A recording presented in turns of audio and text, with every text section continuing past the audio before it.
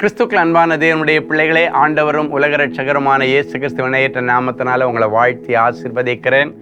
இந்த பிப்ரவரி மாதம் 6ஆம் தேதி மங்கள வார்த்தை நிகழ்ச்சி மூலமாக உங்கள் எல்லாரையும் நேரடியாக உங்கள் வீடுகளில் பார்க்குறது எனக்கு ரொம்ப சந்தோஷம். கர்த்தர் உங்களை ஆசீர்வதிப்பாராக. சரி, இன்னைக்கு எனக்கு என்ன மங்கள வார்த்தைன்னு அவளோடு எதிர்பார்த்திருக்கிற தேவனுடைய பிள்ளைகளே, ஏசாயா 60:1 கர்த்தர் உங்களை ஆசீர்வதிக்கிறார். எழும்பி பிரகாசி, உன் ஒளி வந்தது, கர்த்தருடைய மகிமை உன்மேல் உதித்தது. என நீங்கள் எழும்பி பிரகாசிக்கிற காலங்கள் வருகிறது. விழுந்து கிடந்த காலங்களுக்கு முடிவு. தோல்வியில விழுந்து கிடந்தாயா? அதே தோல்வியின் மத்தியில நீ எழும்பி பிரகாசிக்க போகிறாய்.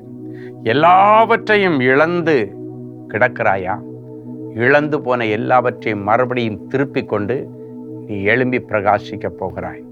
வியாதியில விழுந்து கிடந்து இதுக்கு மேல நான் அந்த படுக்கையில கிடக்கிறவன் எழும்ப மாட்டான்னு எல்லாரும் சொல்லிட்டாங்களா?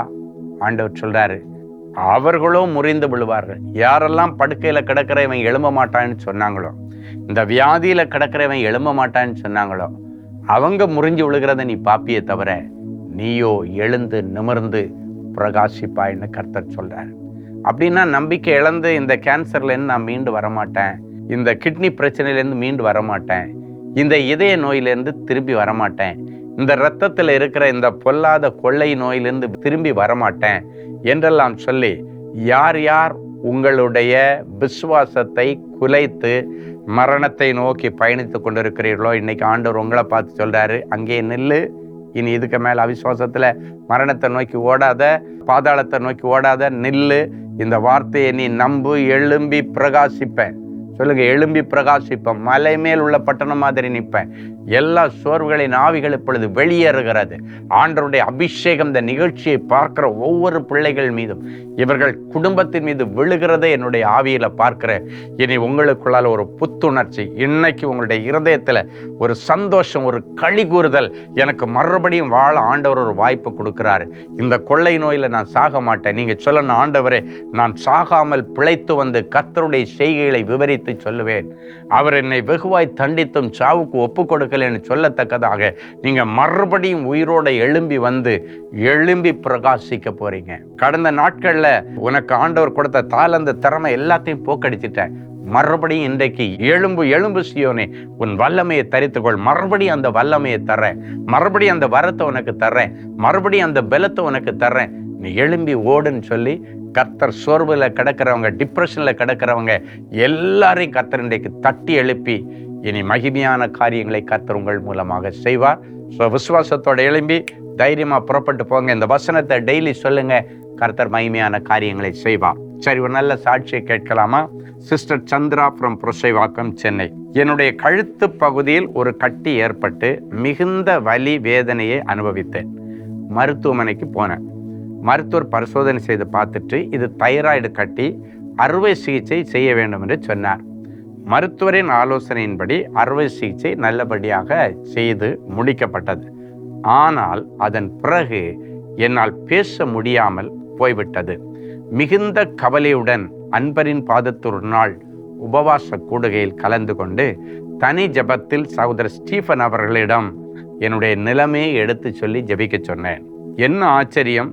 சகோதரரிடம் ஜெபித்து கொண்ட அன்றைய தினமே கர்த்தருடைய கிருபையினால் நான் நன்றாக பேச ஆரம்பித்தேன். ஒரு அருமையான சாட்சி அன்பரின் பாத்துல பாருங்க. தைராய்டு ஆபரேஷன் பண்ணதுல பேசுகிற தன்மை இழந்து போயிட்டாங்க. எப்படி இருக்க யோசித்து பாருங்க. பேச முடியாம, அது வரைக்கும் நல்லா பேசினவங்க, பாடினவங்க பேச முடியலன்னா எப்படி இருக்கும்? அன்பரின் பாதத்துல கண்ணீரோட வந்தாங்க.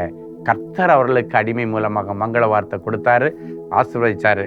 அதே நாளில மறுபடியும் பேச ஆரம்பிச்சாங்க.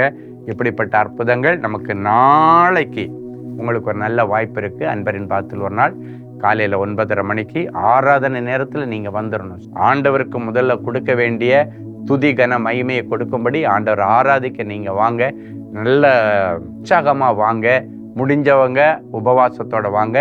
உங்க வாழ்க்கையில இருக்கிற தீராத வியாதிகள் எல்லாத்தையும் ஆண்டவர் தீர்த்து உங்களை எழும்பி பிரகாசிக்க வைப்பார்.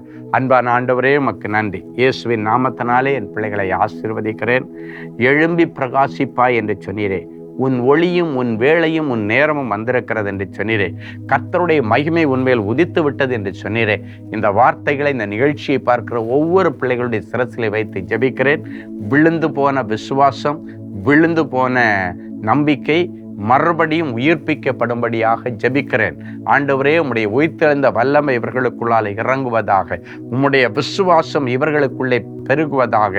ஆண்டவரே, நான் விசுவாசிக்கிறேன், ஆனாலும் என்னுடைய அவிசுவாசம் நீங்கும்படி ஜெபிக்கிறேன் என்று கேட்டுக்கொண்ட அந்த மனுஷனைப் போல இவருடைய அவிசுவாசம் நீங்கி விசுவாசத்திலே என் பிள்ளைகள் எழும்பி துள்ளி குதித்து தங்களுடைய பணிகளை செய்ய, எழும்பி பிரகாசிக்க, இவங்க ஃபீல்டில் இனி இவங்க தான் டாப்பராக எழும்பி பிரகாசிக்க, ஆண்டவருக்காக பெயர்களை சம்பாதிக்க, ஆண்டவருக்கு சாட்சிகளாகவும் அற்புதங்களாகவும் அடையாளங்களாகவும் நிற்கத்தக்கதான பெரிய அதிசயங்களை என் பிள்ளைகளுடைய வாழ்க்கையிலே செய்து என் பிள்ளைகளை நீர் மகிழ பண்ணும். புதிய வாய்ப்புகளை உருவாக்கி தாரும். பிறந்த நாள், திருமண நாளை நினைவு கூறுகிற பிள்ளைகளை ஒரு விசை கர்த்தர் கண்ணோக்கி பாரும். கர்த்தர் நன்மையானதை தருவாருங்கிற வார்த்தை இந்த நிமிஷத்திலிருந்து பலிக்கட்டும். இயேசுவின் மூலம் பிதாவே, ஆமென். அன்பு தேவனுடைய பிள்ளைகளே, இந்நிகழ்ச்சியின் மூலம் நீங்கள் பெற்றுக்கொண்ட ஆசீர்வாதங்களையும் உங்கள் ஜெப விண்ணப்பங்களையும் அனுப்ப வேண்டிய முகவரி: தேவனின் அன்பு ஊழியங்கள், Vinayak avenue, OMR road, Okkiyam, Thoraipakkam, Chennai 600097. மேலும் 24 மணி நேர ஜெப உதவிக்கு 04424547999 மற்றும் 9941150999 என்ற எண்களுக்கு தொடர்பு கொள்ளுங்கள்.